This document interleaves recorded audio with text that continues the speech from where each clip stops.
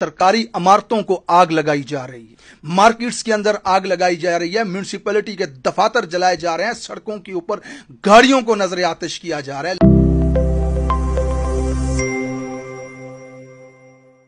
अस्सलाम वालेकुम and welcome to Ali Zai vlogs. France में शदीद एहतजाज जारी है, लोग सड़कों पे हैं। मसला सिर्फ इतना है कि हुकूमत ने रिटायरमेंट की उम्र को 62 साल से बढ़ाकर 64 साल कर दिया है। फ्रांस की बाशऊर कौम को यह कानून पसंद नहीं है, वो चाहते हैं कि हुकूमत इसे रिवर्स करे।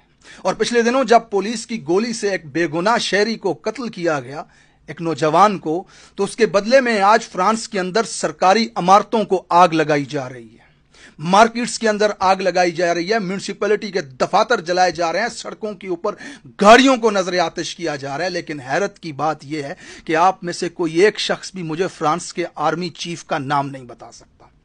40,000 पुलिस वाले तैनात कर दिए गए हैं सड़कों पर, लेकिन फौज नहीं बुलाई गई। फौजी अदालतों के अंदर मुकदमात चलाने की बात नहीं की जा रही, दहशतगर्दी के सर्टिफिकेट कोई किसी को नहीं दे रहा, किसी सियासी जमात के ऊपर पाबंदी नहीं लगाई गई, किसी को गद्दार नहीं कहा गया। जबकि पाकिस्तान में पीडीएम की हुकूमत ने पिछले 14 महीनों में जो जुल्म और तशद्दुद इस अवाम के ऊपर किया है, जिले शाह जैसे मासूमों को सरों में सोटे मार के उनकी लाशों को सड़कों के ऊपर फेंका गया है।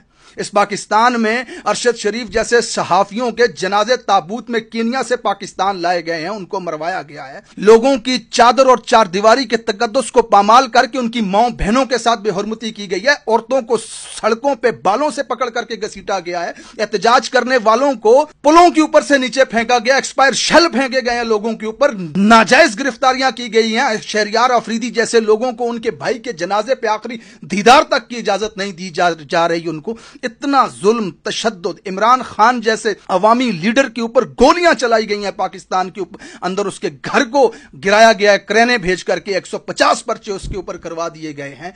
और ये बाशऊर पाकिस्तानी कौम 106 मिलियन मर्तबा ट्विटर पे लिखती है कि इंपोर्टेड हुकूमत नामंजूर।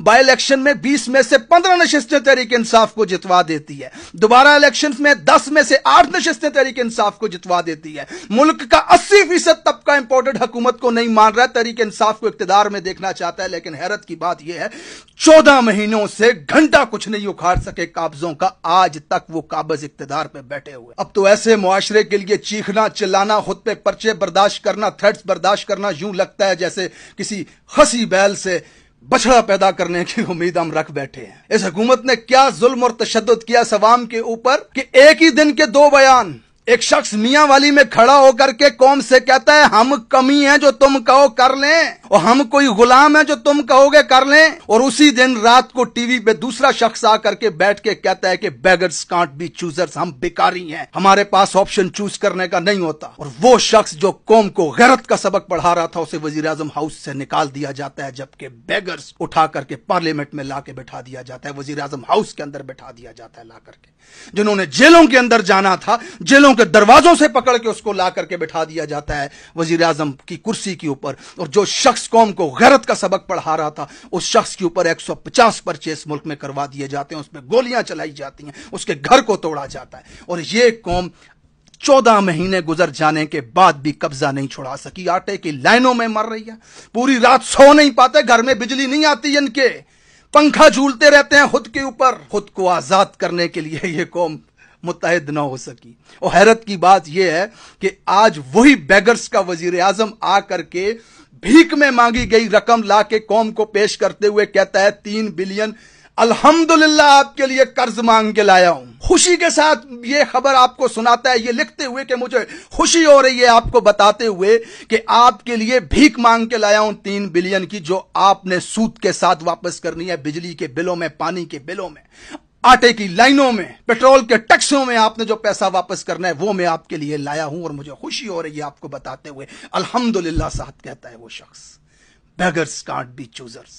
ये वजीर आजम, इस वजीर आजम के भाई के एक फॉरेन अकाउंट के अंदर $1.6 बिलियन पड़ा हुआ है। इस मुल्क के वजीर खारजा के एक अकाउंट के अंदर, फॉरेन अकाउंट के अंदर $1.8 बिलियन पड़ा हुआ है, जबकि 23 करोड़ आवाम के लिए भीख में मांगी गई रकम सिर्फ 3 बिलियन है, जो ला करके हमें दे रहे हैं और उसके ऊपर हमें मुबारकबाद दे रहे हैं। یہ حال ہو چکا ہے اس پاکستانی قوم کا. ہم ان کے حق کی آواز اٹھاتے ہیں, ہم ان کے لیے اپنے گلے پھاڑتے ہیں, خود پہ کیسز برداشت کرتے ہیں. حیرت ہوتی ہے ہمیں خدا کی قسم, جبکہ باشعور قومیں کیسے اپنے حق کے لیے نکلتی ہیں اور کیسے اپنا حق منواتی ہیں. یہ آج انٹرنیشنل میڈیا کے اوپر جا کر کے دیکھ لو.